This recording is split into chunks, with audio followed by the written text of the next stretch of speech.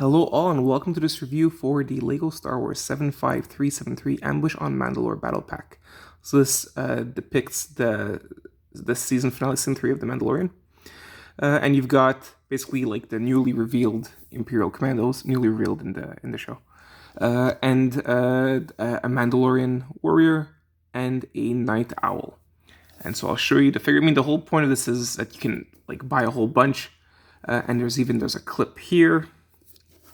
And there's what it would clip onto here. So if you have a bunch, you can just, make that whole grotto scene and have a bunch of these guys. And I was curious. I mean, I like that scene. I feel that the season finale kind of redeemed the season as a whole. That's just my take on it. And I thought the newly revealed Imperial Commandos were pretty cool. So I was glad to have them in Lego form. And now we'll see if it's worth it. This cost me $24.97 Canadian. Bought at Walmart.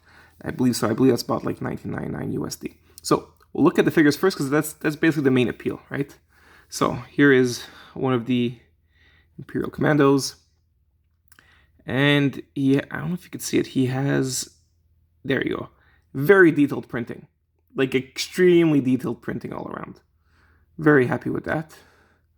In the back, he does have a jetpack. And it does come, there's a printed piece that you stick on. Oh yeah, there's no stickers. Everything you see, it's all prints, as you may assume. So yeah, this is actually a small printed tile that you put onto the jetpack. None of them have faces. All of them just have like a black minifigure head. And that's fine. That's what I don't mind. The whole point is they keep on, especially for Mandalorians, the whole point is that you keep your helmet on. All right, so this is it. Showing you from the different sides. Oh yeah, sorry, I'll show you too. There is printing on the back as well. Here you go. I did notice though that I never noticed this. The head is really really tight here. So you'll see that where you have this black part. I don't know if you can tell. There's like it's been scratched off some of the paint. I mean, it doesn't matter. If ever you're curious, the whole point why there is black on a minifigure body, like the head here, so that it can tell the sensors when it's going through the production line can actually tell what the front and the back is, so that when it fixes the arms, it always puts them in the right way.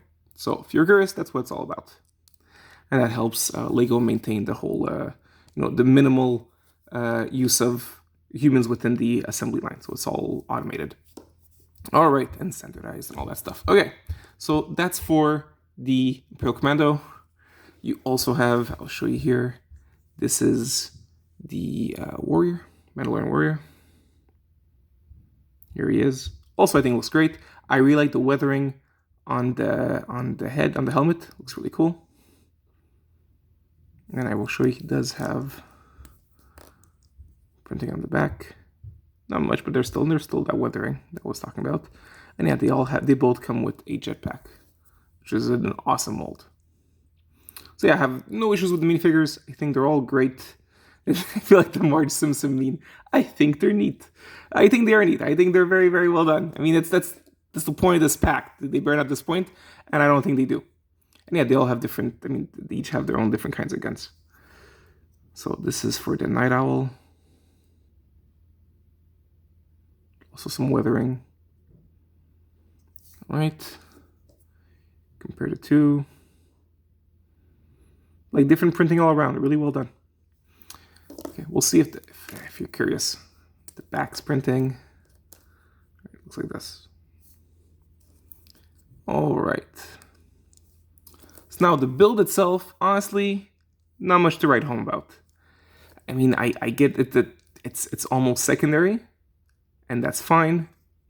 Because, I mean, this would even sell if it was just these four just together, right? And some, like, some weapons, like this little turret here. That is, like, really bare bones. I don't mind it, though, but it's just, you basically just have the gun on a small little, I was going to say tripod, but there's actually 4 feet. What you also have is this here, which, I'll show it to you, harbors this inside. Little box here. What I do like about the build, though, yeah, like the clips, the fact that you can all put together, is this. This, I think, elevates the build and what you get out of it. Oh yes, if you turn around, you'll see there is a different gun in the back, more like a long range, the longer range type of rifle. This elevates it though, because especially in this whole scene, what I loved the most was that you had, I mean, the whole point of a Mandalorian is that, you know, he's got that jetpack. And then they had them too. So it was like jetpack against jetpack all across the screen. And it was pretty awesome. And this lets you relive that in a way because you do have this piece here that was introduced within the Spider-Man No Way Home set. You can connect it, I mean, I connected it like this. That's how it is in the instructions, but you can always, you know, tilt it at a different angle. Here, I'll show you like this.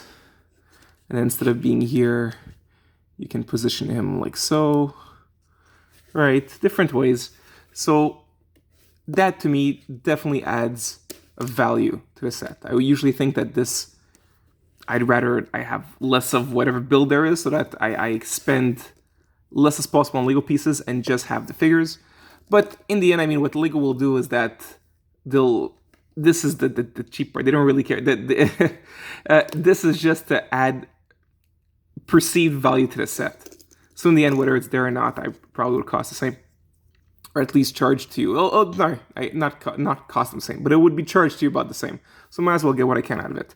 And this is definitely something good to have. Oh, and look, it also positions in a whole myriad of ways since it's on a ball joint. So this, highly appreciated. Now, would I buy more of this? I think I would. The price is not the best, but it's not far. So in Canadian dollars, let's say I do like the way they look. I'll go on Brickseek and find that these are, let's say, $5 a piece Canadian.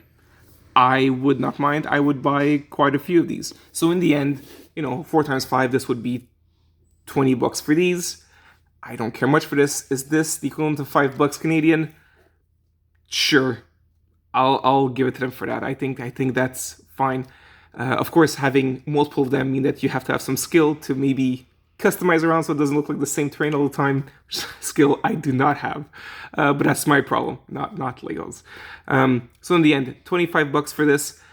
I see how much I would pay for it on the secondary market, but that doesn't mean that I'm happy with the prices on the primary market. I don't know if that makes sense, the way I'm saying it. What I mean to say is that I would still want this to be cheaper when I'm buying it like as a whole pack and not just buying it on a minifigure basis. So yes, I do understand why $5 per figure would make sense if I'm buying just a figure, but I'm buying a whole thing, right? I don't get to choose or whatever. So for all that, I think I would much rather pay. I think $20 is more appropriate than 25 Canadian in this sense. It's not a huge difference, only $5, but that's just how I feel about it. Anyways, I wanted to show you what it was. Then you'll be able to choose if you like it or not. I do see the value. I find there's more value in this than there was in, for example, the prequel drone set that we got recently, which I thought was quite egregious, especially since many of those droids have less plastic, less pieces, and less deco. I really like the way they turned out. You let me know what you think, and I wish you all the very best, guys. Okay, take care. Bye.